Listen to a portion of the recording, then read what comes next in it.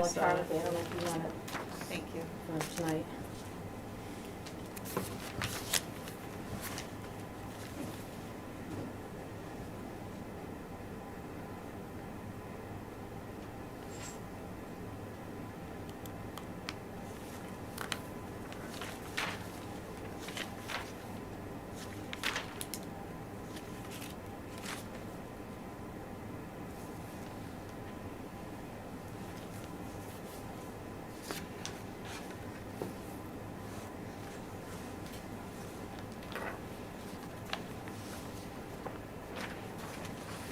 All right, everybody, why don't we get started?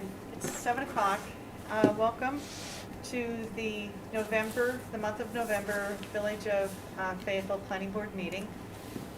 We appreciate your attendance tonight. For everybody here, please know that we are live streaming our session, so others can view us and hear us, but they can't participate and talk, openly. They can send us questions later and that kind of thing, but that's our setup system for tonight. We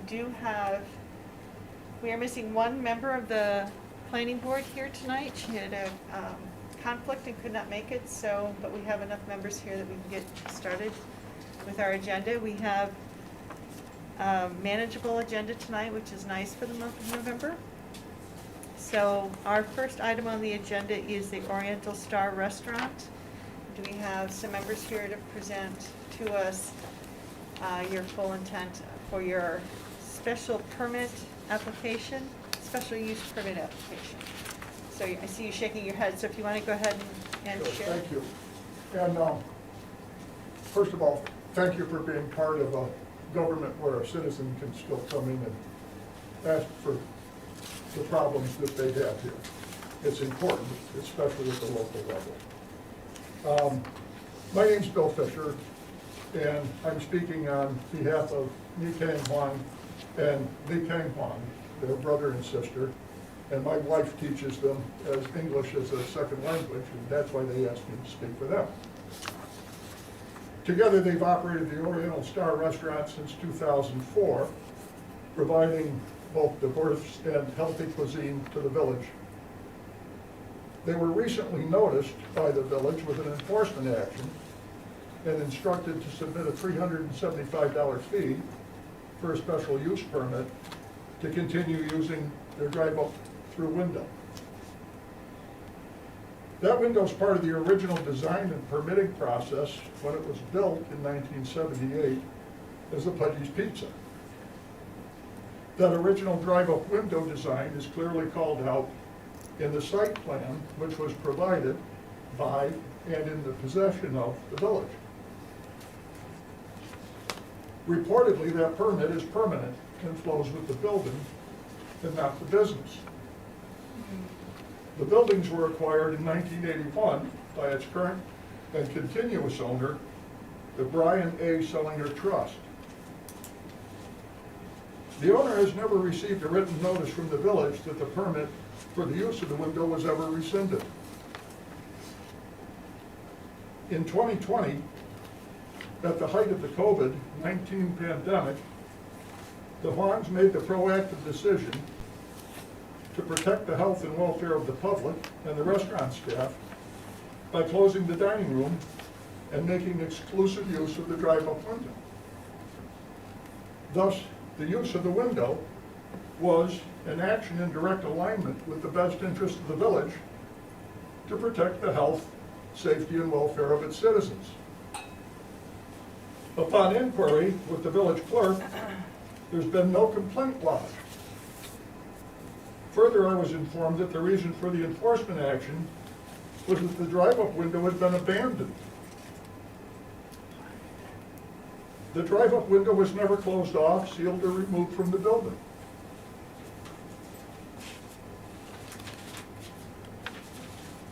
The only reference to a drive-in service in the village code is its definition.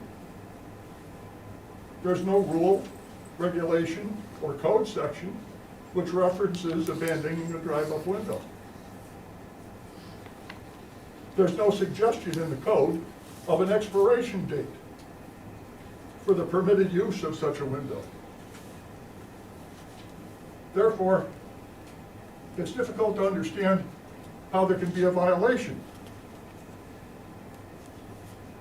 As indicated in the fact sheet, there'll be no changes in the building structure, parking and loading spaces, traffic flow, ingress or egress, aesthetic characteristics, accessibility to emergency vehicles, pedestrian rights of way, elevation, drainage, topography, or vegetation.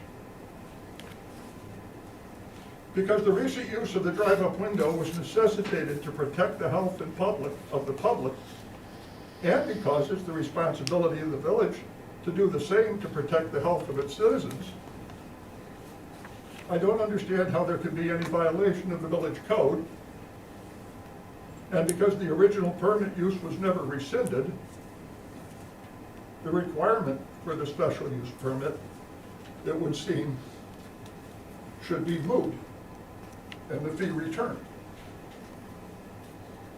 I don't understand, nor do the plans, how this began or why it occurred. Thank you. Thank you, Mr. Fisher, appreciate that. I take your comments, I understand your comments to really be a question on why a special use whether a special use permit is even needed, because according to you, your statements, this drive-in window was allowed in was there in 1978 when True. this was originally constructed. True. I have a couple questions, if you don't mind. Sure. And sorry, I'm digging for something here, if you don't mind. Okay. Do you know historically when the use of the building, when it switched from, I think you referenced it as some kind of pizzeria originally? That was Pudgy's Pizza. Pudgy's Pizza, sounds great. I don't know, I wasn't here then. When it switched from Pudgy's Pizza to its current restaurant, do you know if at that time, if the use of the window either was allowed or if it continued being used at that time? I don't even know the year when it switched. Yes, ma'am, because there is a diagram which was provided to us by the village, so it was in the village possession, of the original Pudgy's Pizza, and it clearly shows on it, drive-up window. Yeah, no, Right, and that's the original. There wasn't anything to indicate continuation of that. There wasn't Do we anything on file about a special permit being issued at that time. The only reference I could find was that diagram and the fact that the building was built with that feature, but there were no applications or indication that as it changed from one business to another, from one restaurant to another, that the use is continued as originally submitted. Well, was there, So was from there any code requirement at that time for that? And that's So- a good point, but at some point, I know that for probably it's 20 years since I've been here, that has never had a drive-through window service there. It hasn't been used for quite some time, and when a use like that has been abandoned for more than 12 months, you would have to reapply to have that use in place. The special permit would need to be Well, resubmitted. Abandonment would seem to give up possession and control. No, I'm not into debating right now, I'm Yes, into ma'am. fact-finding. Okay. I know where you're going with that. Yeah. Similar to I'm like trying to Dunkin' gather Donuts. facts, that's all. So the fact is, Like Dunkin' Donuts, or that building, it had to have a special permit to have as a restaurant when Friendly ceased. yeah, There was no use of for the time being, so to reestablish another restaurant, they had to go through that procedure again. okay, so for clarification purposes, for everybody, the applicant, right? This structure, your building, when it was built in 1978, was clearly built with a drive-in window. And it's being told to me factually that at that time in 1978, and for some period of time after that as Pudgy Pizzas, it was used as a drive-in window.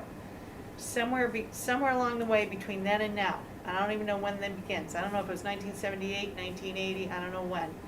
Sometime the use of that feature of the drive-in window discontinued. Just stopped being used as a drive-in window. And the fact that I'm trying to find is when did that happen? When was it discontinued being used as a drive-in window? And in that year, I'd like to know exactly what our code said.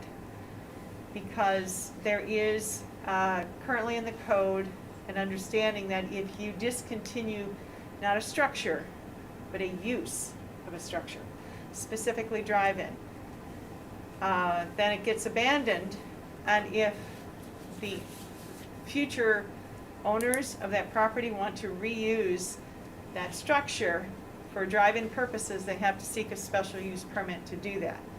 We have one example here in the community where that occurred. The request for future use of that structure for a drive-in, that request was turned down. It was denied. So you don't see a drive-in up here at the, which is currently not Friendly's. Dunkin' gosh. Donuts. Yeah, Dunkin' Donuts. It's currently not being used because they requested for it and we turned it down. It's also zoned differently where it's not allowed. That's fine. So the concern we have is when did it stop being used, at least the concern I have. I'm looking at my planning board members because we get to consider all of this together. The concern I have is when was this discontinued use as a drive-in? What year was that? How long did that happen? The other fact I want to know is when you opened up your window to be used in 2020, I understand why, totally understand why, because it was COVID. It was a very understood. I understand the purpose for doing that. The question I have is whether anybody in the village said anything to you as, as restaurant owners. Did anybody come to you and say anything about the fact that you were using your window? It's my understanding that there was no notice to the business nor to the owner since 1981. Okay. Oh, so 81. Why? What happened in 81? That was when the transfer of the property occurred to the current owner, the Okay. Brian Sellinger Trust. Okay. All right. So nobody came to you at the time that you started using it for a drive-in, but then Mike, the code enforcement officer, came to you sometime recently and said, Right. you can no longer continue doing this. Did the restaurant prior to 2020, when they reopened the window, had they ever used that window as a drive-through window as long as they were operating as the Oriental Star? It's my understanding that there was a prior Oriental restaurant prior to... I'm talking about the Oriental Right, Star. prior to current ownership, and that on occasion, the window was used. How long ago was that? I don't know. Well, how long have they owned the restaurant? Since 2004? 2004. Okay, so it was prior to 2004. Right. So we're talking about 17 years, roughly, ballpark. Right. Where previous to 17 years ago, it may have been used occasionally. Right. Okay. Right. I know codes did not say anything about the window being utilized because of the circumstances, the extreme circumstances. Yeah, that's of the okay. pandemic. So I just wanted to realize, I don't think at the time the codes was just silent on that. In other matters, like signage matters, things that were used so that the restaurants could manage. But once COVID seemed to be the worst behind us, that's when it was brought to their attention that we Okay. would have to change things going forward. Madam Rice, I have a question that I wasn't quite clear on. Sure. You indicated that there was, in fact, a specific section in the code regarding discontinuance of a use? Yeah, I don't know. And I don't have my code book in front of me right now, so I apologize for that. I meant to grab it on my way out, but I got distracted. I get it. So we're gonna look for that section of the code. There is something and I think we have it in our code about discontinued use. Because it gets grandfathered unless it's discontinued, and then once it's discontinued for a certain period of time, it's no longer grandfathered, so. And that And is- 17 years is a long time, so Sure. it's, chances are high chances are very high that you have relinquished the use of that drive-in because there was this hiatus of time when you did not use it that way. The other thing I wanted to get clarification on is the allowance of drive-ins in the lower village. Also, was there a site plan application from '04? Was there a diagram with it, or when they first opened that was my- Oriental that was- Star? Sorry, hearing. Yeah, when they first opened Oriental Star in 2004, I'm gonna go over your shoulder is there regardless of a how you site hold it. plan file for that? I'm gonna look that- It over your wasn't shoulder a regardless of how you hold modification it. of the site plan, it was a modification of the interior, Highlighted remove some some on the other side, tables too. and dining area, and they resubmitted at that time the upgrade of the interior design. So do we have a copy of that You from do. the village? Does it have anything about the Only drive-through because the on it? building permit- Like, is it No. drawn There's a on? picture, yes. Yeah, there's a picture Yeah, of the so- drive-up window on it. Yeah, let's take a look at that, the one that I was think done it's in in your- it should be in 2004. your- It's So in, do you have we that, have it. Karen? Can That's you the one. repeat what you just I was said? wondering, in 2004, when they had to do a site plan review, Right. was there a diagram that showed the drive-through window? I could not find any site plan. Or at a that time, drawing, only a sign or a plan. drawing of the interior that showed the I So- know, drive-through? there was very little information to show the transition to other businesses. I did not find a site plan for either Oriental Restaurant. or They likely So bought not- an no existing application operating or just the restaurant. plan? It's probably operating when they bought it. Say that again? No actual application, or just no plans, no diagrams? Both, because I think back in those years, when a use remained either the same or very similar, Yeah. even if the ownership changed, there was no request for any, there was no No need, verification to go through. and there was no need for site plan approval or any other kind of application before the planning board, so we wouldn't have any record see. of having issued any approval. So, Discontinuous. and I'm assuming in 2004, I'm sorry, No. Chris. Go ahead. In 2004, it shifted in ownership only, but prior to 2004, it was still at least a restaurant, if not a Chinese restaurant. Is True, that? it was in fact the Shanghai restaurant. That's right. Okay. Yeah, section 18714, Yeah. it's a discontinuance. Quite Okay. often when a person buys an existing operating That's got business, it? Yeah. it does happen kind of behind the scenes like that, where there's no resubmittal, just to change a sign. So that's likely why we have the sign permit application, but no other documentation of it. Likely bought it as an existing operation. Right, right. Chris, did you have a comment? Yeah, the discontinuance of use was section 187-14 of the code. After a period of 1 year of a non-conforming use. Okay. And that's, so he just gave you the section of the code, section 187 dash something? 14? Does that- 14?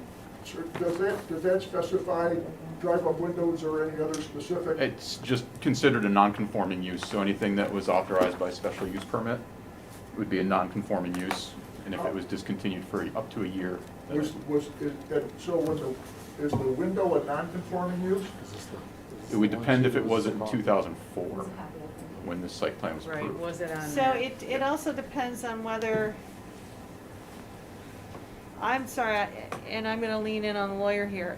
I think we have to go back to the original 1978. If that use of the window was allowed by special use permit in 1978, or whether it was just allowed. I think that makes a big difference. Yeah. Or you tell me, my question is, does it make Or I a guess difference? whenever Because the regardless of how it village- was allowed in 78, if it has been, Yes, it does make a difference. okay, Yeah. all right. And we don't know how it was allowed. We don't know if it was straight use or special use permit. Correct. This was kind of this whole background here tonight was kind of an education to me Mhm. about how this evolved. I guess it would also depend as to when the village incorporated the drive-through window for that special use area. Yeah, do we have any, that's the other, do we have a date on when this section you just passed around, when it was adopted in the code? Because 18714? No, this allowed No, just when this section, so 1991. 91. That's just, that section alone. Yeah, 1991, it appears. So that, 178? say that again, please? Chapter The 187? section of the code? No, it's published, right? Yep. On It's the published. website? Yep. It's 157, 180, oh, switch the 187, discontinuance? yes. 187-14. 187-14. It's online, if you Paragraph have E. your ability to research it now, you Yeah, can look it up.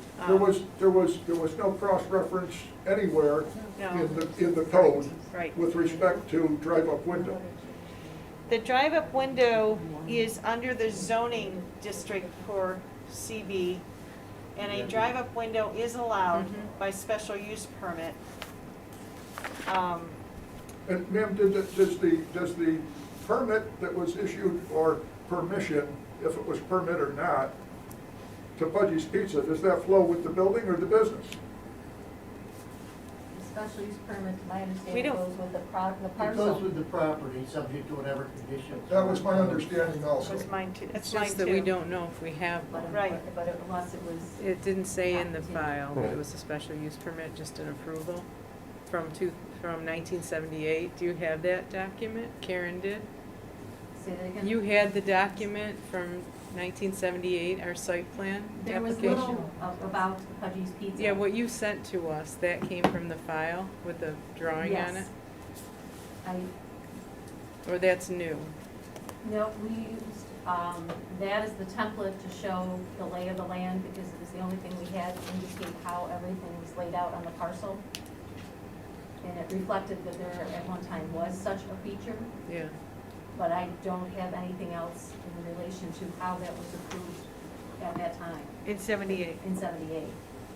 But if it was For on the example, there was no plan. special certificate, special use Yeah. certificate on file. I don't know. Okay. So If either there was one way, issued or not, if it then was it was not built with it. then, it had to be approved either under special permit or without, because it wasn't needed, Or just so, allowed, yeah. yeah. So I see this initial question of whether a special use permit now is required, whether it's required or not. I see that as a standalone issue, right? And I'm making this comment loud to the planning board, because that's a first line of question we're gonna have to decide in light of all the facts that we've gathered here tonight.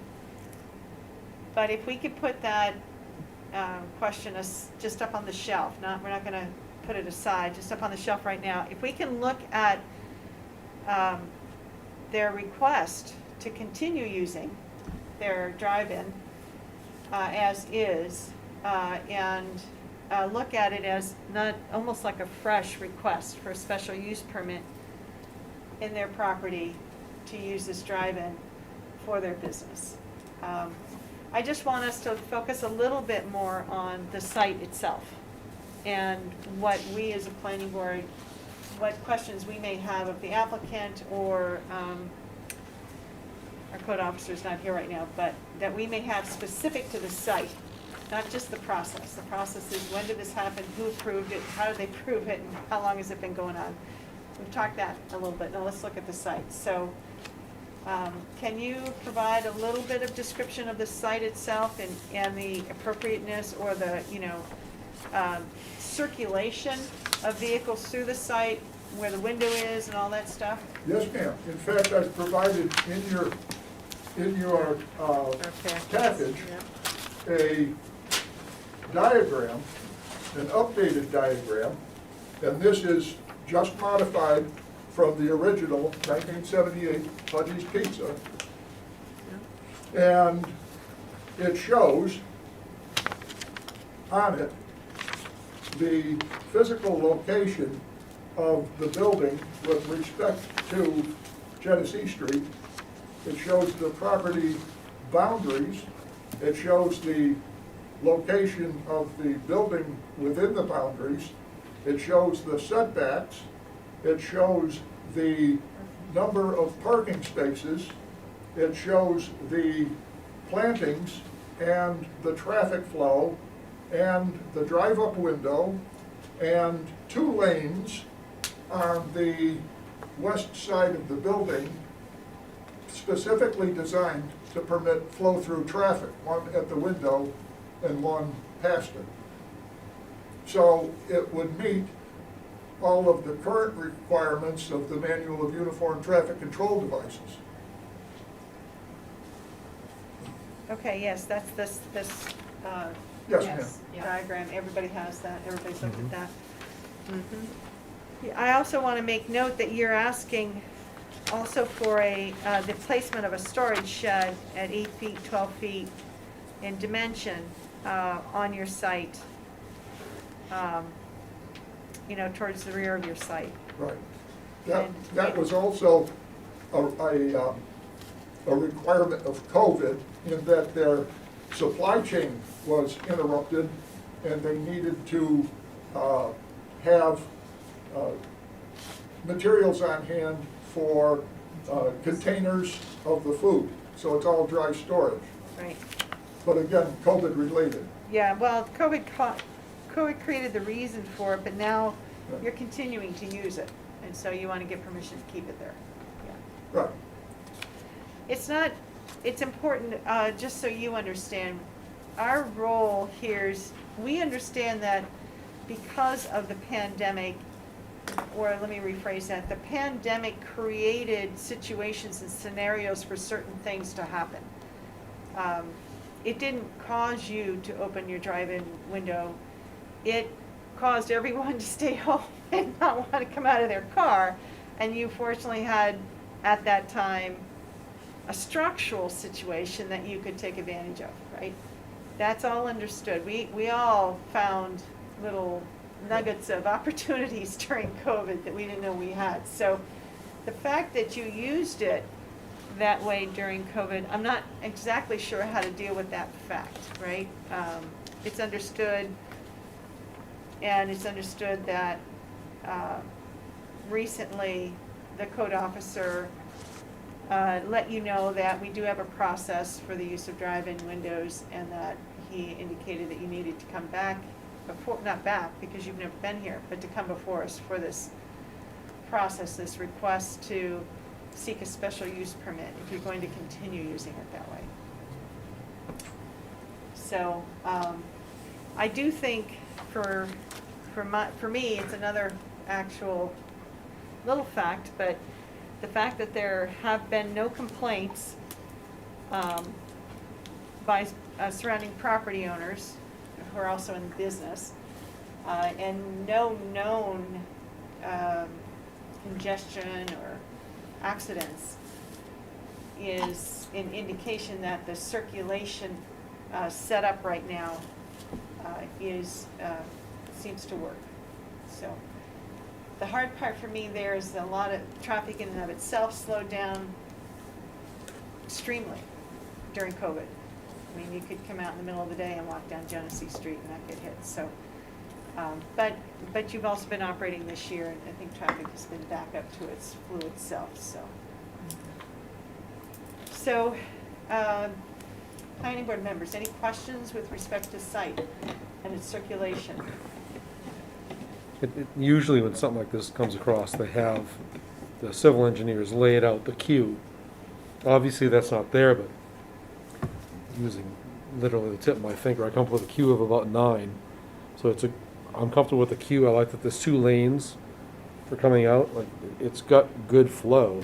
If this were coming to me fresh, I don't think that I would have anything against it necessarily.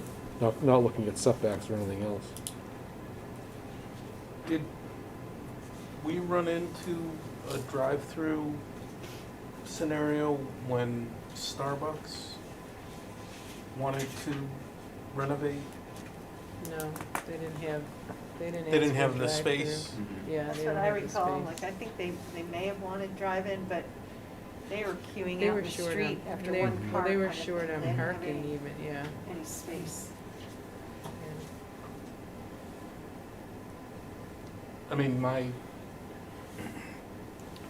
mean, regardless of what was agreed upon when it was Pudgy's Pizza,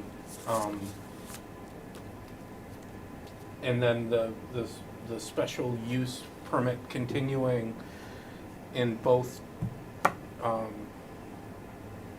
guess, generations of the continuing restaurant. I think my concern is the precedent it would set with whether it's the lower village or the upper village of a business that we have turned away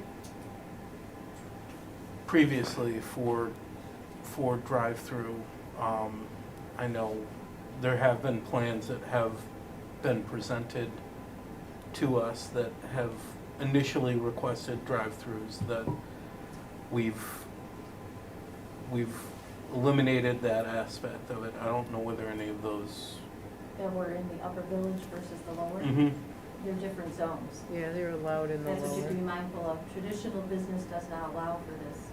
Contemporary business does. Mm-hmm. Traditional business is the zone for the upper village. Contemporary business is the lower. So there is that Mm-hmm. difference. Can you, Joanne or Chris, can you show us where CB, right? Contemporary businesses in the lower village, so we can understand its application? It's all of the On lower. both sides of East Genesee Street, Okay. west of the Limestone Creek. Okay. Does it come across the intersection? It does, Yeah, I think it does, yeah, right there, yeah. there. So So- it does not incorporate Abacoles area. Right, the lower. But everything else- Limestone. Okay. Down the street past, just past the park. On the north side of East Genesee Street. It goes by West Genesee. Yeah. So Dan, to your point, all of that area, drive-ins are allowed by special use permit, and in my opinion, each site is independently determined, Mhm. depending on all these issues, queues, circulation, safety, health, and Mm-hmm. public health and safety. So, I just mentioned that the Valvoline oil, instant oil change is located directly next to Oriental Star Restaurant, and that's essentially a drive-through. it is. Unless I go, and then I have to get out and wait. Yeah.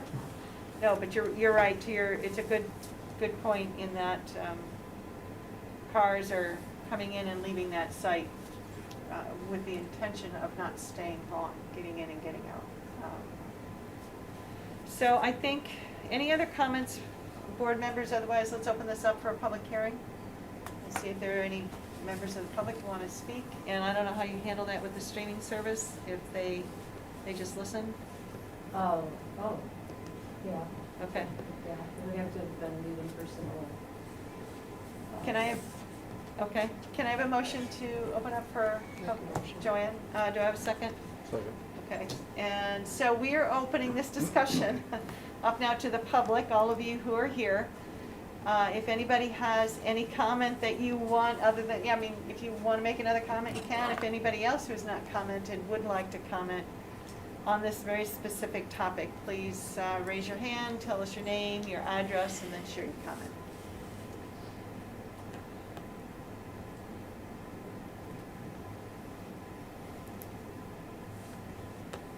I don't want to rush anybody. It does get a little awkward when we know nobody wants to comment. And for those of you who are streaming, and if you have any interest in commenting, I don't think there's any real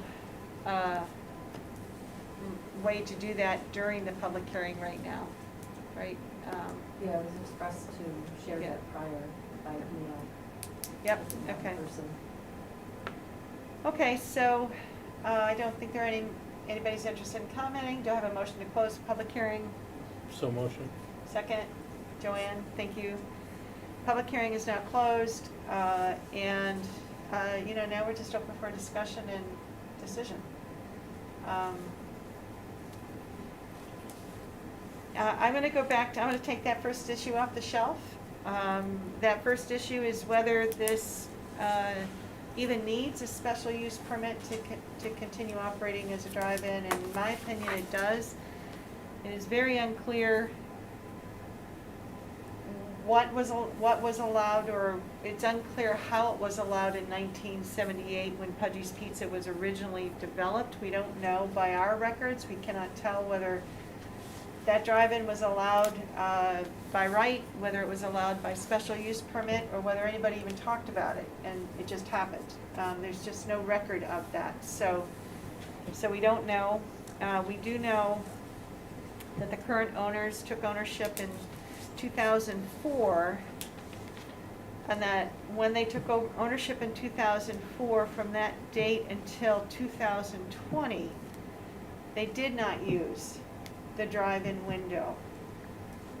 They did not use the drive-in window, period. They didn't use it for drive-in service at all, pickup. And that we do know that in 2020, for reasons expressed due to the pandemic, they found an opportunity and a need.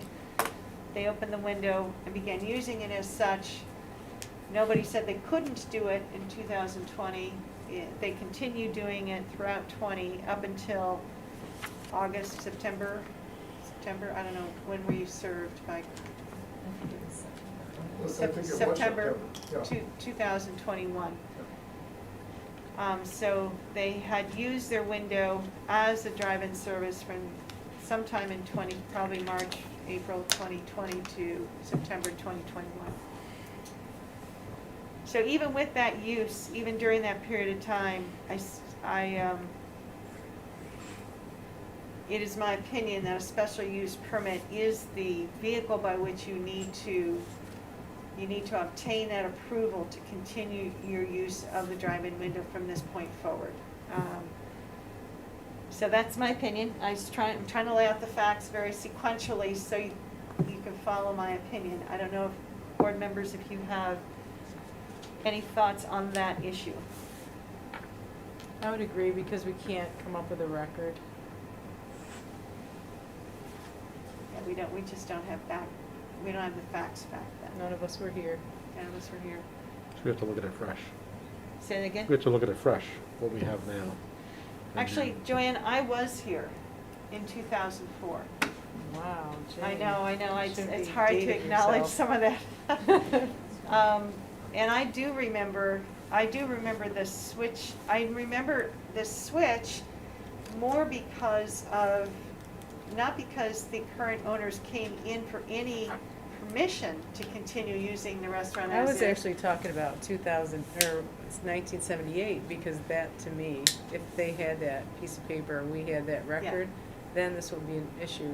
In 2004, that's what I was looking to see if there was a document of any sort that had the drive-through on it, but it appears it didn't, because that one goes all the way back to Pudgy's, right? Right. Yeah. She's saying that we don't have a fresh record of the 2004 change in ownership, right? So that's what Joanne is saying. Yeah. Because there's no record of 2004 change in ownership, and because we don't know how it was allowed in terms of use in 1978, we just don't have a record. Right. So it's better for everybody if we just establish it now going forward, so they're clear on what they can and can't do Yeah, I agree. under the code as it is today. Yeah. Ms. Rice, just one comment for the record. They are not owners, they are lessees. That's fine. Thank you for that Yes, ma'am. clarification, but our rationale stays the same. Right, Thank you. absolutely. Yeah, I appreciate that. Yeah, and anybody else on that issue, whether they should be seeking a special use permit or not? Well, I mean, Not whether you should grant it, just whether Right. they should, yeah. I mean, I would feel that if there wasn't one in place previous to 2004, that because it wasn't being used as such from that point on, that you know, for the Yeah, same that's what logic. she's saying, yeah. Okay, I see what you're saying. So even if we don't have a record, and Mhm. even if it was granted by special use permit prior to 2004, the fact that we don't have a record and it wasn't used in that fashion, they should seek a special use Mhm. permit today. Yeah. Okay. All right, so with that, that's one issue. Then the follow-up issue is, you know, do we, I guess, want to grant the special use permit? I don't see any other sub-issue. It's just straight up, Yeah. do we want to grant the special use permit? Karen, I'm sorry, you had that section of the code you handed around. I still have You have it. Do we have any criteria listed under there that we should be considering? I don't believe so. No. For a special permit, looking I ahead just of wanna make traffic. sure we have that site plan recorded that shows the lanes Yeah, and use this as the record. traffic. Right.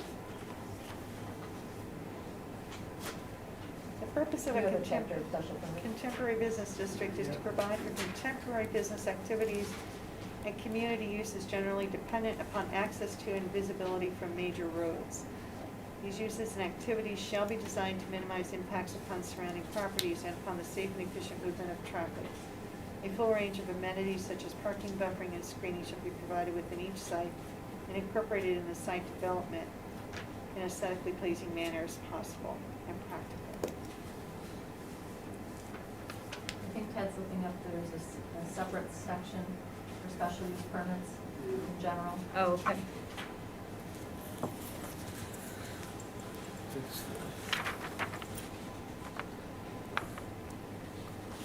So it says here very specifically, section 187-41 for special permits. No special permit use shall be approved unless the following findings are made. Number one, applicable district regulations and other general and special controls contained in this chapter are complied with. B, or 2, there will be no adverse impact upon the neighborhood environment, character, or integrity of any land use within the immediate vicinity. 3, the development will be in harmony with the visual and physical environment and not in conflict with any master plan or comprehensive plan for the village of Fayetteville.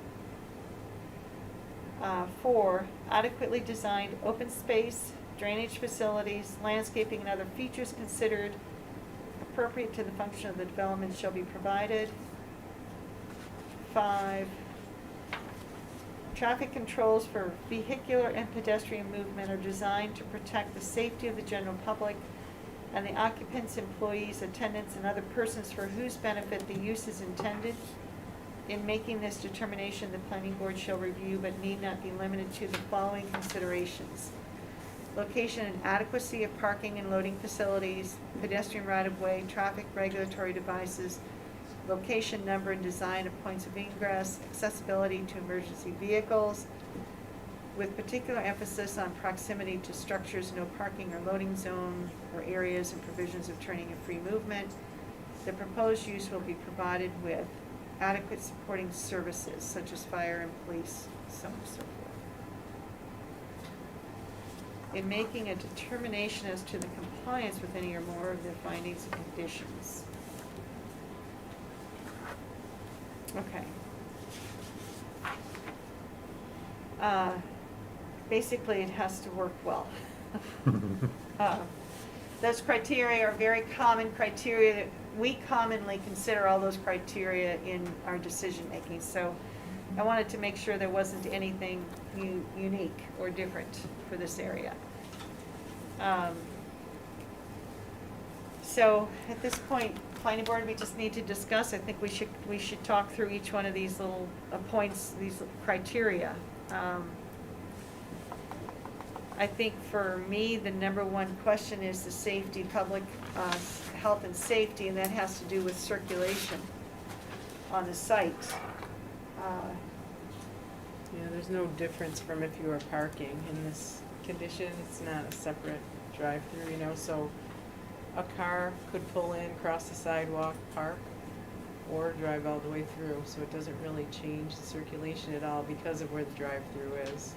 Did you say it does not Does interrupt? not. Right. Yeah, and there's, you know, a lot of the cars are behind or around the side where there is no parking, you know, or along the back or the front, or the, side that's adjacent. And for whatever it's worth, in terms of circulation, the property fronts on a state highway, Yeah, not a village street. So I don't understand the point. Well, New York State Department of Transportation, Region 9, would be controlling regarding traffic flow coming into and out of those driveways. It's a state highway. Yeah, I know we don't control that, Genesee Street. it's more the circulation inside the thinking of parking the- lot. On the Interiors, interior, yeah. on the interior of Yeah, the yeah. property. Yeah, my That's point what is, I'm- Right. we're not changing it from what it would be if you were just coming into park and go inside. Right. So there's really no change, the same pedestrian connection. There's a sidewalk around the building, so if you parked, you could get on the sidewalk. You don't have to drive, you don't actually have to walk in the drive Sure. lane. So I don't think the drive-through makes any radical change to it, is my point. No negative, there's no, like No additional. increased Right. risk of that, I think you called it vehicular and pedestrian circulation.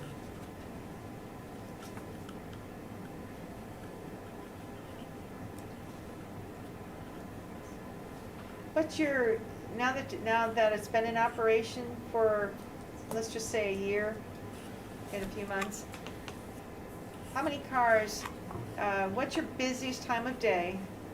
And how many cars stack up or get in queue, waiting to use the drive-in? The night, Is the nighttime your busiest time of day? usually at the night. Okay. And how many cars do you find stacked up, you know, so To serve, yeah.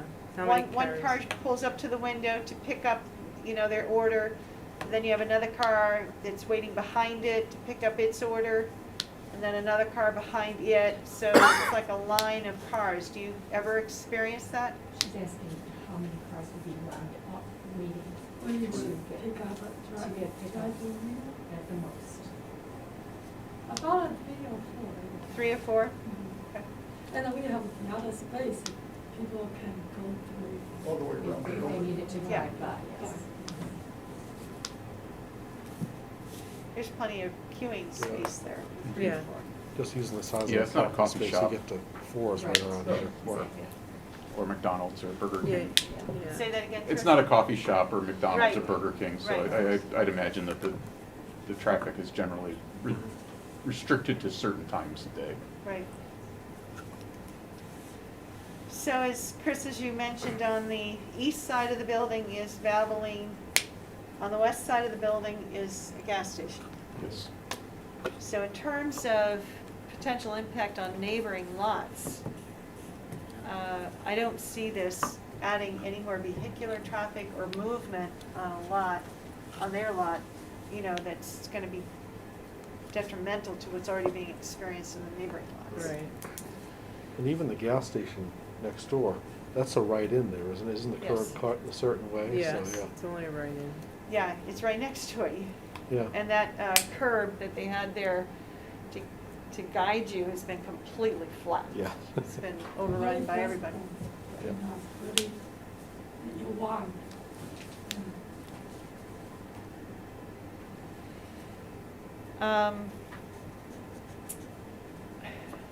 Any concerns, planning board, of visual or physical environment, in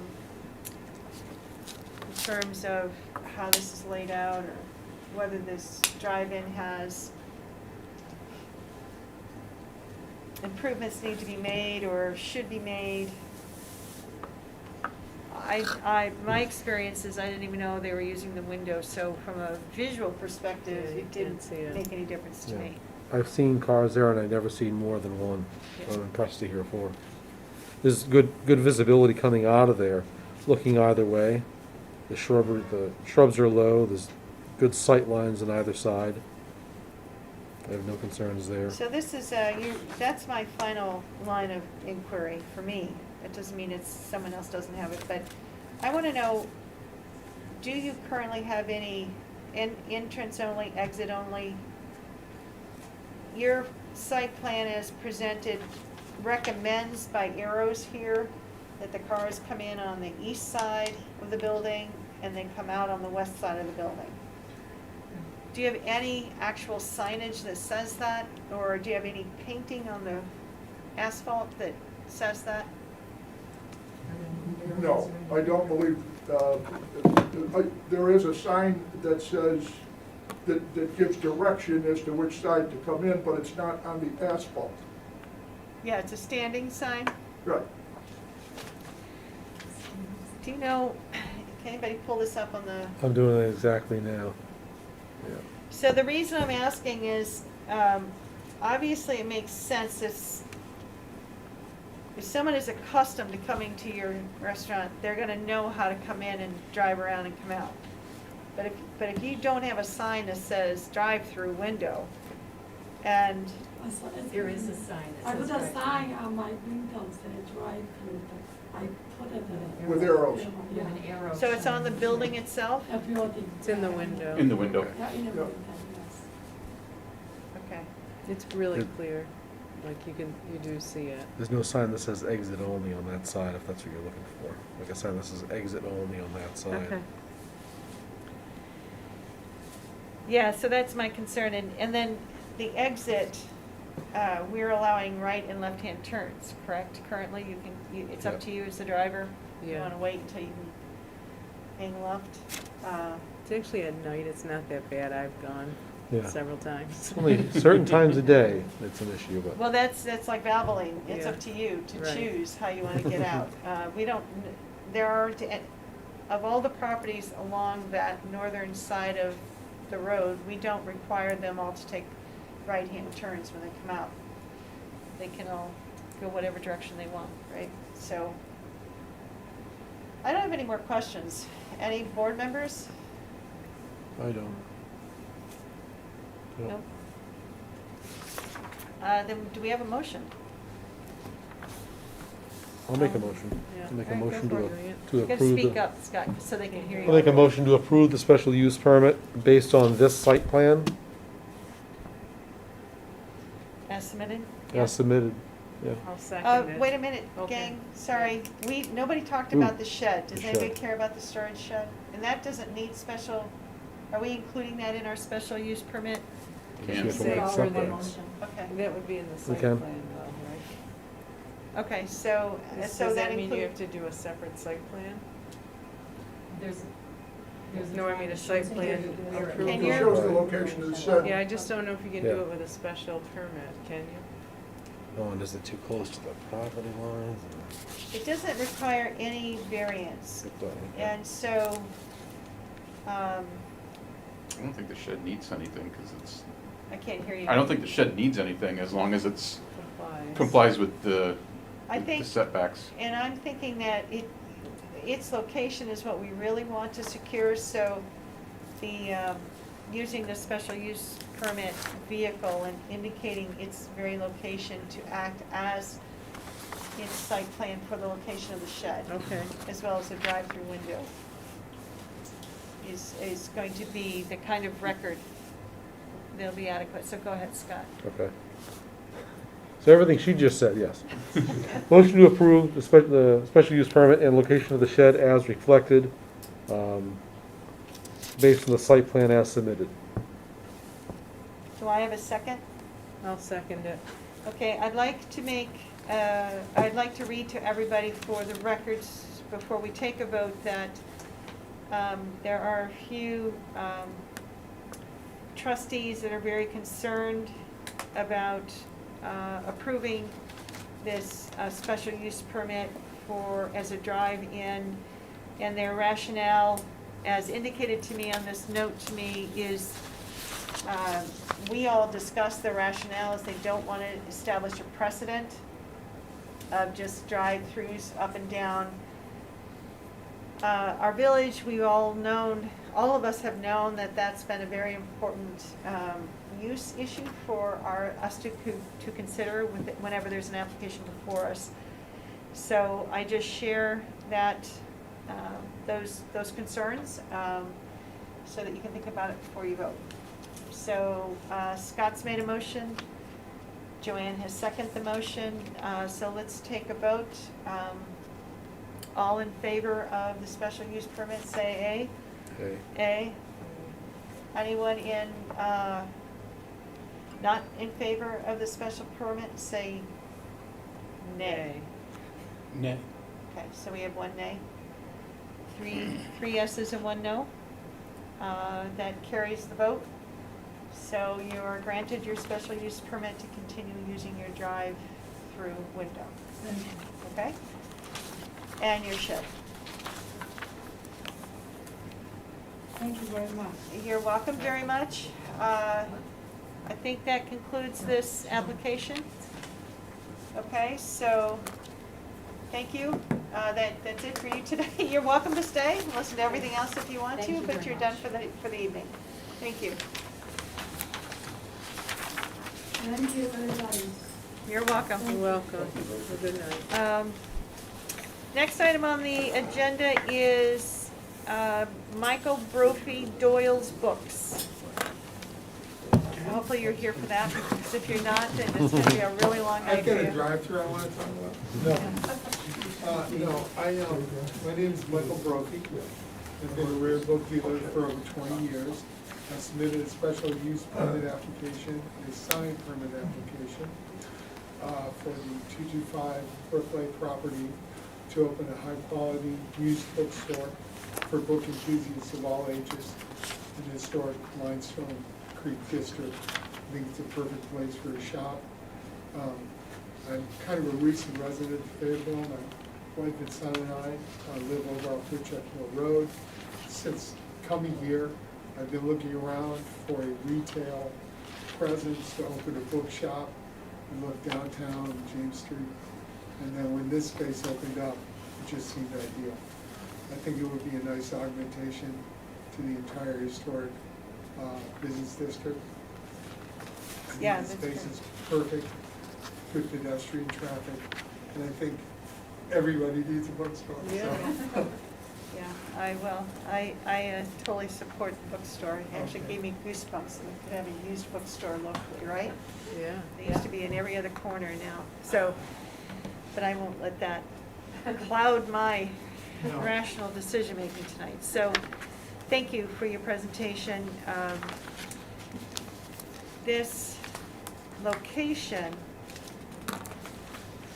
I think does everybody know where it is? Mhm. They've got a good feeling for where that is? Yes. Right off of Pratt's Lane and, okay. And Berkeley Drive. Is that, okay. The property right next to the town hall?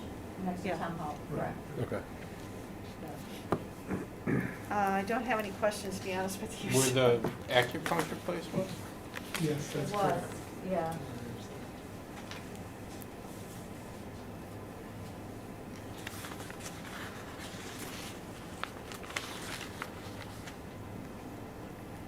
Signage in front on the building, 25 inches. So this is, you have to, hopefully somebody told you that whatever sign you want to put up, you're going to need an independent sign permit for that.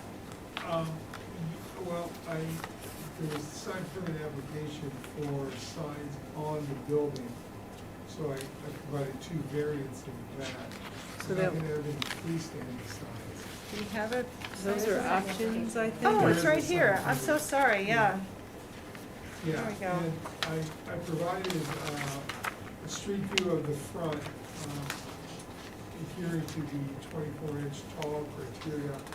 And then I threw out the larger dimensions, which would be 36, on the side display for your consideration. And then what it would look like with the small. So that's the extent of the package.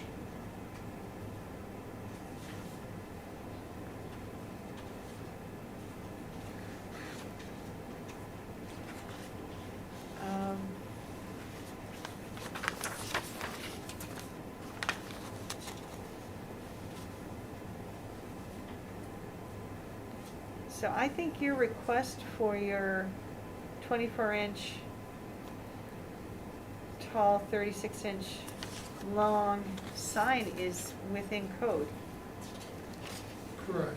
So, and your preferred location is, for that big sign is on the side, is that what you're? Yes. Okay. There's a, But this one says front. 60 wide, so I'm a little confused here. Okay, this is the mock-up that says 60 wide, 36 high. Yeah, If you refer to the following page, where it says, and I should have probably put the dimensions there, large, that's what that would look like on the side of the building, and that exceeds that exceeds. the 24-inch Okay, limitation. that's where I'm, But so, I didn't know if we were just gonna have a broad discussion, so I provided examples great. of what both Okay. would look like, in case you said, well, I kinda have a hard time visualizing. yeah. So the thing is that as a planning board, we have no discretion Okay, outside of what's allowed in the code. okay, It's up to you. If you like your larger option, which is labeled here as option A, you Okay. can seek it, but you have to submit for zoning, for a variance. okay, that's fine. I naively provided a whole Yeah. bunch.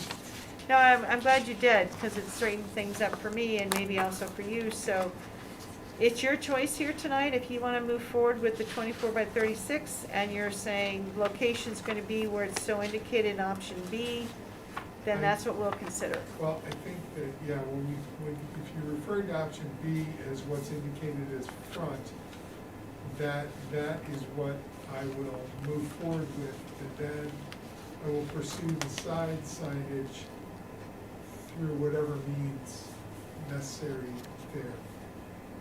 So, Wait, I've got, so which one do you want? you've got side building for option B and entrance You sign. have A, B, and C here. Okay. There's well, no let's- C, Let's, actually. yeah, let's say C. There's A, B in front. So C would be the front. Okay. Okay, Mhm. and that's, if that's all we can do tonight, that's fine. I can address the side signage issue. ZBA. Sure can. Sorry, I'm trying to look at everybody all the time. Yeah, you can even come back and change your, if you want a variance, you can seek it at any time, okay? Okay. But for tonight, for clarity, you're seeking your 25 by 36-inch sign.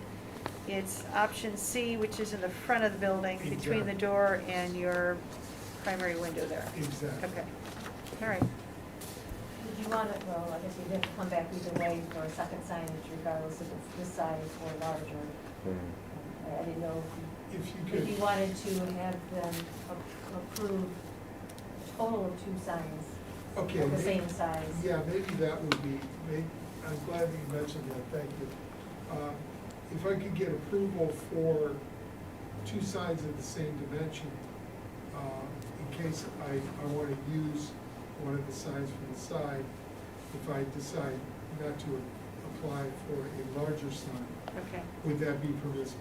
And that's what it would look like. So we're And talking the about, acupuncturist did the same, had 2 signs So in the we've same done, places. In fact, the side sign was just a little longer. It was the same, they were both the same height, but one was a little longer than the other.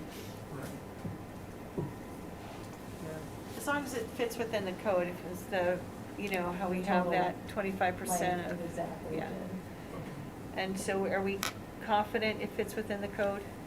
If they're a total of 6 feet in length, and Yeah, the length is 36 inches for one sign, so. I know it did for the other sign, and his total was 9 feet in length, so this is less than that. Yeah, but I don't I don't wanna, have, what the building frontage literally is.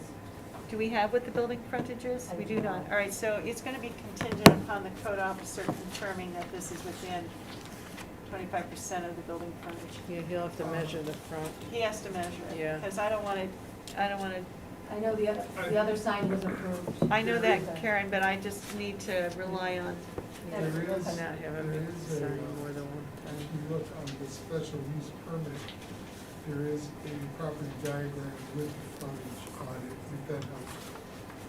I provided that. If it's accurate. if it's But accurate. if all we can do is the front sign today, then let's just do We that. can give you the front, and we can give you we can probably, if people, if there's a motion that approves the second sign conditioned upon proof by the code officer that it falls within our code requirement of less than 25% of the length of the front of the building, then, Well, I think as it's illustrated here, it definitely falls within that with the identical sign we used in the front and on the side. I don't think there's any problem. Mike is responding that, okay per code on front. So do we have any questions on the sign permit itself? Oh, not the sign, I'm sorry, on the special use permit. No. Do we have, you know what? I also think I should indicate for the record that all of the matters before us tonight, including the Shanghai restaurant special use permit matter, is considered a type 2 action and therefore no requirement Right. for seeker review. I'd like to make that motion, and do I have a second? Second. Dan, you second it? Yep. All in favor? Aye. Okay, so that covers both matters tonight. So with that, do we have a motion for special use permit application? I'll make a motion. for the Okay. I'll special- second. The special use permitted. Scott seconds. All in favor of granting the special use permit application for the bookstore, Doyle's Aye. Bookstore. Brophy, Doyle's- Doyle's Bookstore? Aye. Aye. Aye. Aye. Okay, all in favor, great. Now, do we have a motion for the sign permit application? And if you want to So be Mike clear did, what your motion is. Mike did respond, I don't know how, but okay for both signs except 36 inches tall. So he's saying it's okay for both signs. Okay, that is Mike. Yep. Mhm. All right, you want to make a motion? Make a motion to approve the sign permit for, you want to go with both, based on Mike's feedback?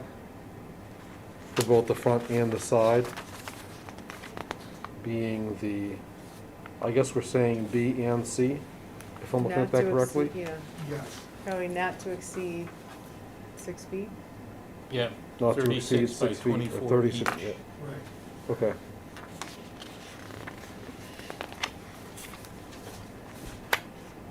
Do I have a second? Second.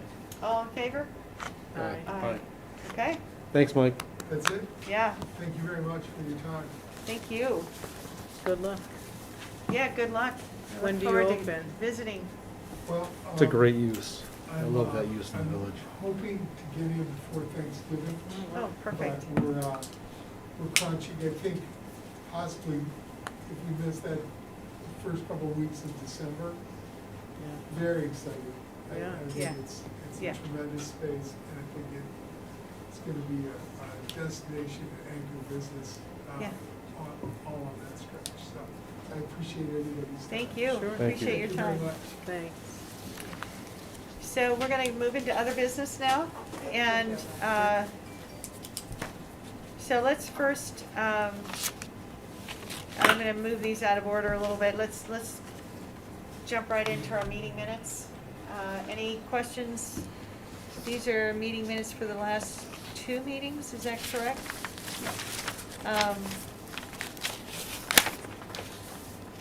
I was not here for the August, so can we even approve those? You can, you don't have to be present to approve that. Okay, so, let's go first with the August 2nd meeting minutes. Do I have a motion to approve those meeting minutes for August 2nd? I will move to approve August 2nd meeting minutes. Do I have a second? I'll second. Dan, all in favor? Aye. Aye, okay, and for the August 23rd meeting minutes, do we have a motion to approve August 23rd meeting minutes? I will so move. Do I have a second? I'll second it. All in favor? Aye. Aye, okay, so the meeting minutes have been approved. Okay, I'd like to bring up comment or point with respect to the Fayetteville Comprehensive Plan. I know that the Fayetteville Comprehensive Plan is currently underway, the update to the plan is currently underway, and the firm that I work at, EDR, is the consulting firm that is working with the village to undertake that plan update. So I just want to publicly note that if there are any matters that come before the planning board with respect to the comprehensive plan update, I will recuse myself as being a principal at EDR, and Joanne is also involved at EDR as the CEO. So we will step down and recuse ourselves from any decisions relative to the Fayetteville Comprehensive Plan update. Any questions from anybody on the board or anybody in the audience? How does that, I mean, so that leaves, we would have to elevate Yes. somebody for a quorum? Yes, if not, Well, if Jennifer's in here, you'd have 3. Mm-hmm. yes. So if Jennifer's here, we have 3. Right. Then you have quorum. Mm-hmm. Yes. Does that mean you can't be involved in discussion either, or only in voting? No, it's in everything. We would have to step down in, because it doesn't make sense that we would be involved in all discussions, but we can't vote. I mean, we would have to just recuse 100%. And so all discussions relative to the plan will be managed by the rest of the board.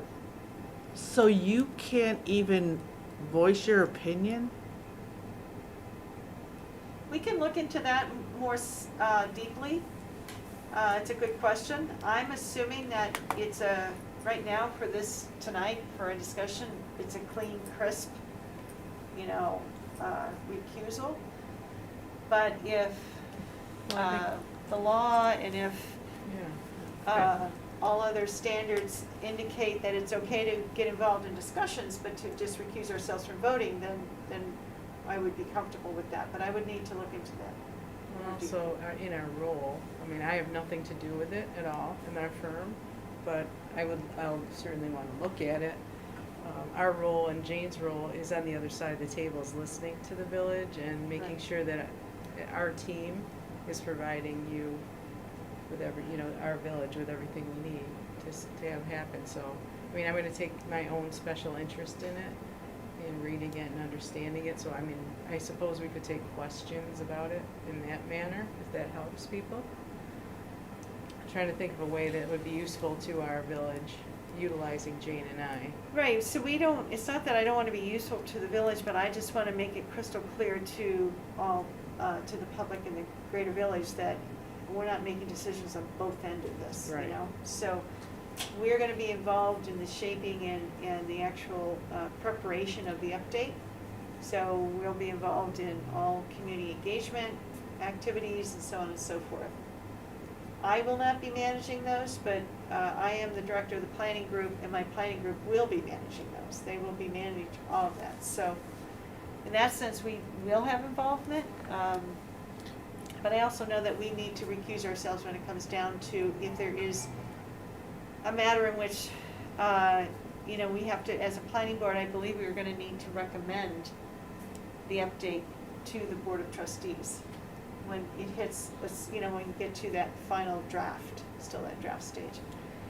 And it is at that point where we would recuse ourselves from. Okay, that so vote. it's not in a situation where an applicant is before the board and No. No. they're No. saying that this fits within the comprehensive. No, that's correct, Dan. This is absolutely directly to this update itself. The decision of this very specific plan is being recommended to the Board of Trustees by the Planning Board. It's that very decision that we would have to recuse ourselves. If that particular plan does get accepted or adopted by the Board of Trustees and placed forward in all decisions, we don't have to recuse ourselves on any of those. We can stay involved. Mhm. We know the Okay. comp plan, we know how it should be applied, we know what the intent is, all that, we can participate in. Okay. Does that make sense, Casey? Yes, I think it's tricky when you're the experts, your length of service on the planning board and your role in previous editions of the comprehensive plan. So I can see where it's very tricky. But can I just ask a question slightly unrelated to that? So EDR is also doing a comprehensive planning process for Onondaga County. Yes. So is there an integration of the perspective or methodology and how those one fits into the other? Yeah, it's a great question. And there is an integration of sharing of knowledge of what's going on in the processes on both.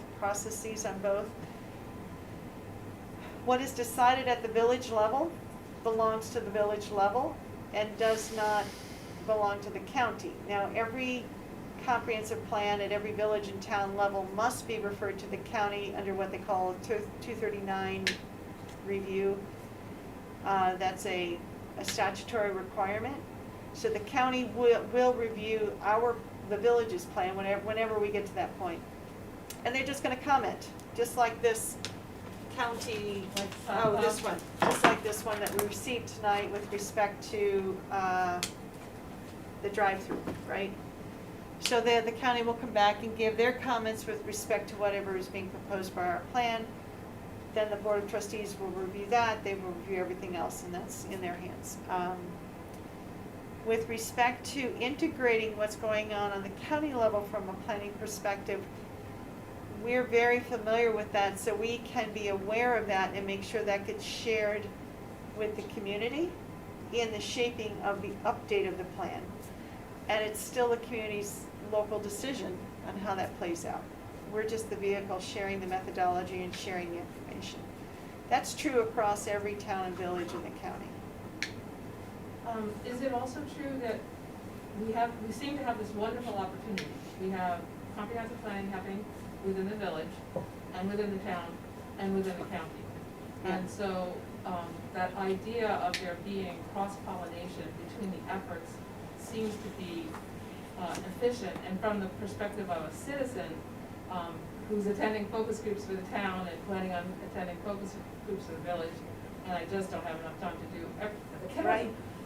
Some kind of integration of the best information that we have from a regional and statewide perspective being shared amongst them and having the best understanding we can have of ourselves as a village, incorporating both the county and town, would seem to be in our best interests.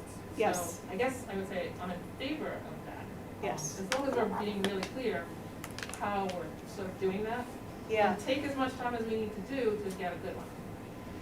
So with respect to the cross-pollination between the effort with the town, the effort with the village in their comprehensive planning, town is undertaking comprehensive planning right now. First time in very, very, very long time for them, which is great. So they're undertaking that effort. The county is, the town is, and now the village. The town has its own legislative authority and responsibility for land use decisions within the town. The village sits within the town, but it's like the circle, the donuts, the inside of the donut. The town does not legislate what happens in the village, so it has no authority or responsibility to do that. The village does. It is very, very good to understand how both communities are looking at land use controls and impacts and things like that. And we've been sharing information with the town forever along Burdick Street because that's where our boundary lines lie, right? And it happens to be a very busy commercial development area, so there's more activity and more growth there than there is, say, along some of our other boundary areas with the town. So yes, I would want, as a citizen, I would want to have the town and the village cross-pollinate. What I mean by that is just share information, share knowledge, share what's going on. The village is not required to follow any particular decision that the town is making regarding land use and vice versa. But I think if you share information and you understand what's going on, you end up with, you could end up with stronger documents for both communities. Doesn't always end up that way. In terms of timing and, trying to coordinate all of this, I agree with you 100%. But now I'm gonna step off as the planning chairperson and just say in my professional experience, more time does not mean better plan. Okay, Trust me. I do trust you. I've done communities and it's taken 4 years and they end up with such a watered down plan. No, I They wasn't- ruined all of what they did. It's So, taken like a year, Yeah. but whatever, yes, yeah, I so agree. more time does not equal better plan, simple as that. So I just want to be very upfront and forthright with all of our involvement. It's very exciting for us. Our Central New York community is getting really, really active, and I like that. It's very, I don't know, it's enlightening and enriching, so. I think we also have an advantage that I would like to note of Sarah Bollinger's long-term service to the planning board and her role in the town comprehensive plan leadership role. And then she's also on the steering committee of the village's effort. So there is a natural cross-pollination Yeah. because of Sarah's role that I think is Yes. very strong and positive. Very strong, and that's gonna be really positive, because she's got great insight, so I agree with you.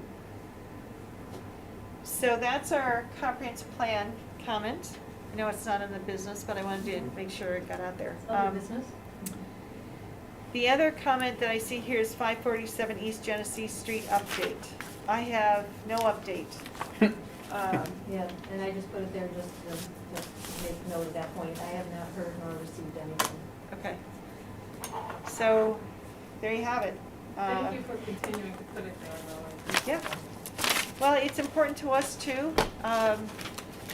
Ted, I asked you earlier, and I'm just gonna make this known to everybody, I didn't know if there was any kind of period in time in which they have to get a DEIS done, and there is not, right? There is no Correct. outside period of time. I think there's probably a general standard period of time, which is like 3 to 4 months or something, but at some point, I don't know how long one waits or sits back without any notice or comment from them. At some point, we'll just consider a motion to declare it abandoned application. They have a nice sign up. That's another point that someone brought to my attention, which I haven't seen in a while. I haven't seen the sign because I haven't gone that way. Oh, really? Actually, when I go that way, I'm not looking up. I have photos of them, and I would, probably the less said about them, the better. I think the village is looking at whether they're okay by code, and so the village has that. Yeah. They're misleading. That's all I would say. Well, they're also not working, as far as I'm concerned. It doesn't have anything, it has no bearing on what the status is. It has no bearing on it, but it's also not creating any hullabaloo, which is why they're out there, so, right? And you can see them. Any comments or questions from anybody? And I think our final, as I look over at Catherine, I think our final comment is to welcome Catherine again. I think we had a very soft welcome in August, was it? Yeah. August. So Catherine has joined us. She joined us officially in August, and if you want to give a little bit of background for everybody, I think the one person who wasn't here in August is still not here. It's Jennifer Bybee. I don't know if you know Jennifer. She's been on the No. board 10 years. No, gosh, I'm not sure. Okay. Could be. Yeah. So. I decided to join the planning board because I've lived in the village almost 30 years now, and I love the village. And so I could tell, like, in the past 60s, 70s, things like went on, and it's kind of like, because I walk all over the village, and I kind of looked at things and like, how is that allowed? So I just want to make sure that our village retains its feeling, the atmosphere. It's a fabulous place to live. and I really don't bring any expertise to the table. I was in marketing for years. I used to work at Agway till they disappeared. But yeah, basically because I love living here. That's great. What part of the village do you live in? On Penwood, right over here. Oh, okay. So Scott's a neighbor, Karen's a neighbor. That's great. Well, don't Congratulations. hesitate to ask questions. And I will, and the more meetings, like, there's a huge learning curve. Yeah, yeah. And there's a lot of legalese, obviously. I guess the one thing that really surprised me is that there are some, I don't know, laws, ordinances, whatever, that are in place, that really guide us. Yeah. There's, I mean, not that you're gonna need any help falling asleep, but this is your Bible. You can see we actually had to pull it out tonight. Thank you very much for having this. I totally intended all day to grab mine, and then there it sits on the kitchen table. So, the zoning code is very, very important. It does guide us. We are mandated to follow the code. That's our role. And our role is to look at the applications, consider them in light of the community's intent and purpose and preface as indicated through the code. There's our zoning map. That's very important to understand. And you experienced tonight how we had to go back to the map. It's here because a lot of boards have to reference the map frequently. The zoning districts set forth the type of land use that's allowed, and then a lot of dimensional regulations and a lot of uses that could be allowed by special use permit, so on and so forth.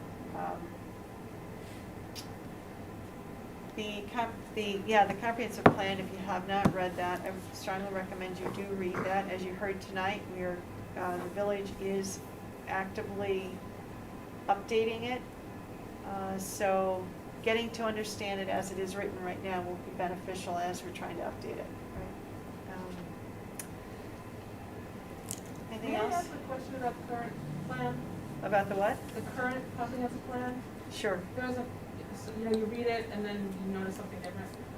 In relation to the Tracy property, there was a part in the plan that talked about annexing that property. Yeah. Is that something that the village can do? It already is, isn't it?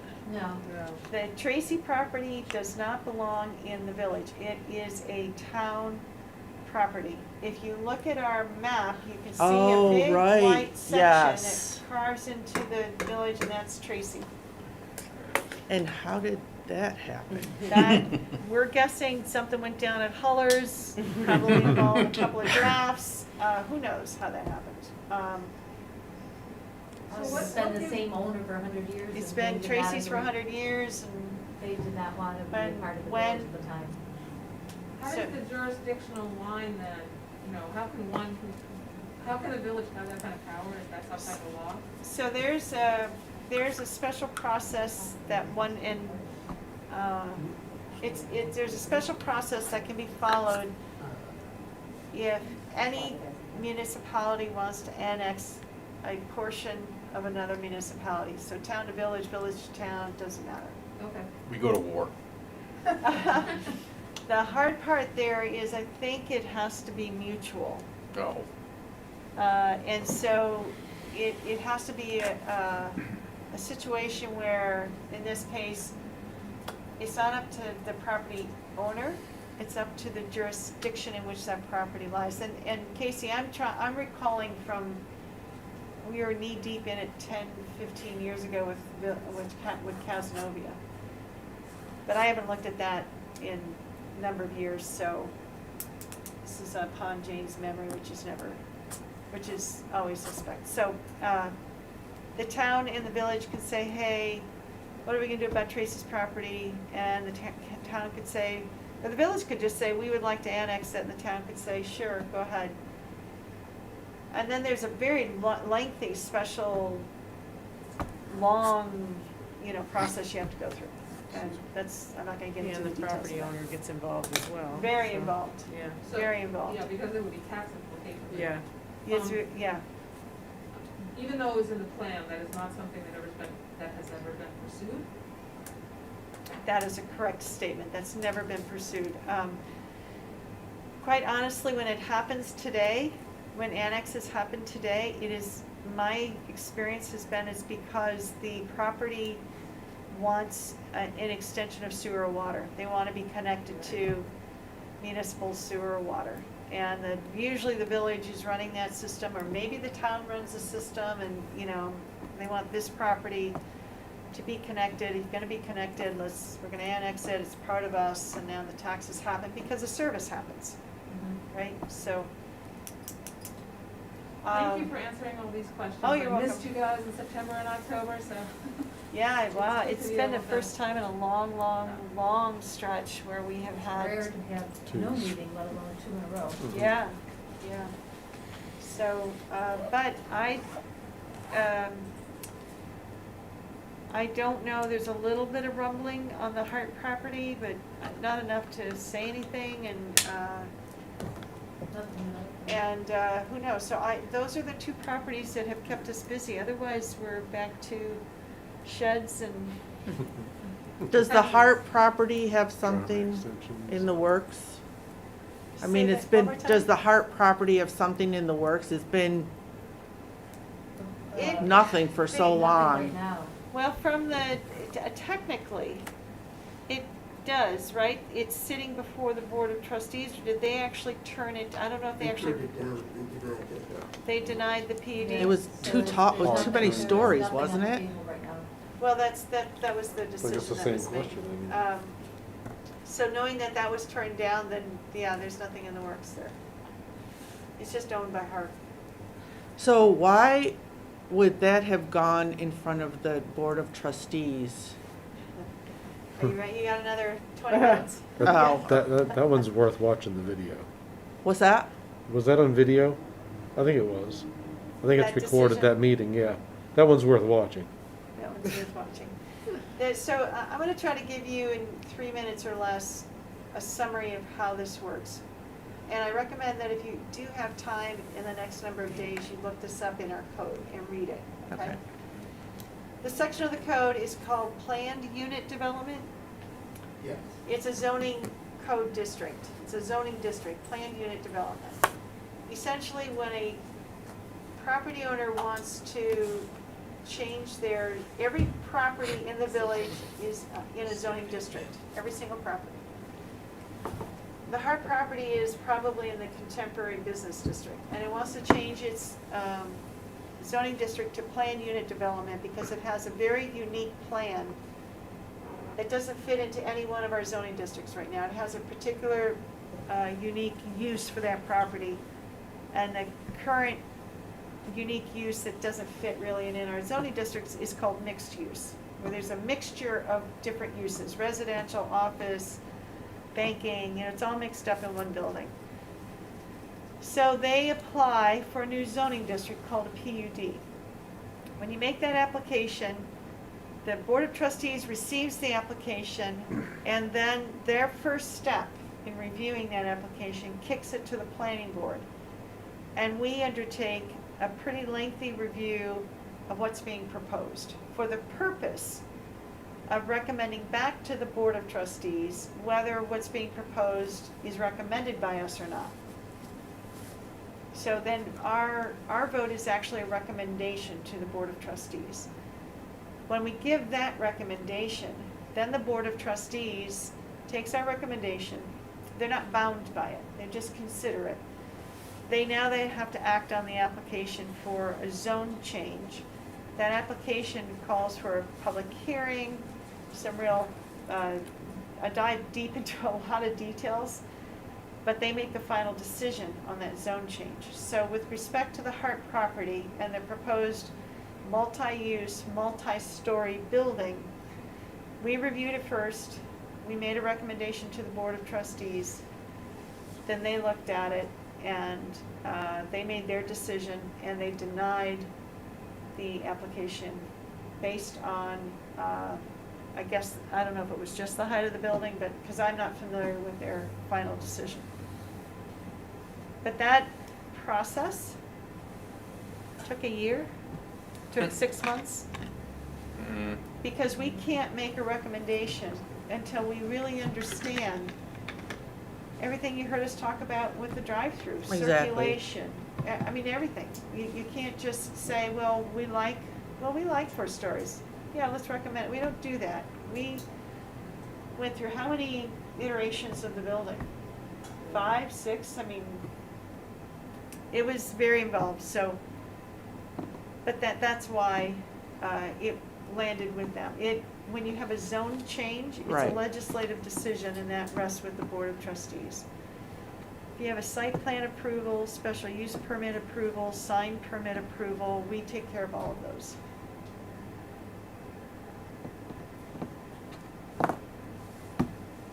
Did I do that? That was pretty good. That was 3 to 5 minutes. That's great. You're doing a whole course tonight. Yeah, right? They had some trucks in there, this week, so maybe they'll be doing something soon. I'm sorry, I can't hear you. They had some activity within the site this week, so maybe Oh, something did will be they? happening. Heart, Somebody did. can they Digging through do the something asphalt. without Yeah. anything being, Depends on what they're doing, they own the property.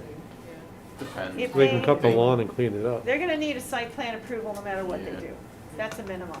They have no building anymore, so. They have no building anymore, everything's changed, so no matter what they wanna do, I don't care if they wanna just green it up, turn it into a park, they're gonna need site plan approval, which is us.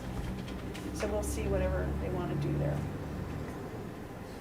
If they wanna make it complicated again and do another PUD, we'll see it again.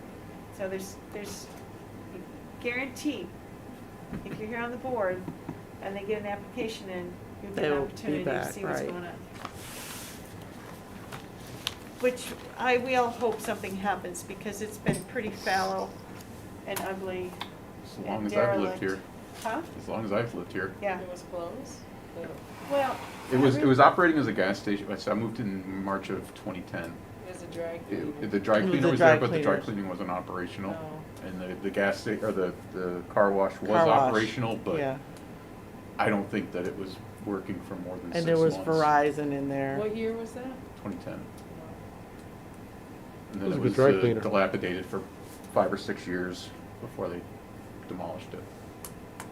It's also lost revenue opportunity for us, if it's just sitting there like that. Yeah. Hmm? Yeah. So, all right, do we have a motion to adjourn? Motion to Scott, do we have a adjourn. second? Dan, thank you. All in Thank you. favor? Aye. Aye. Aye.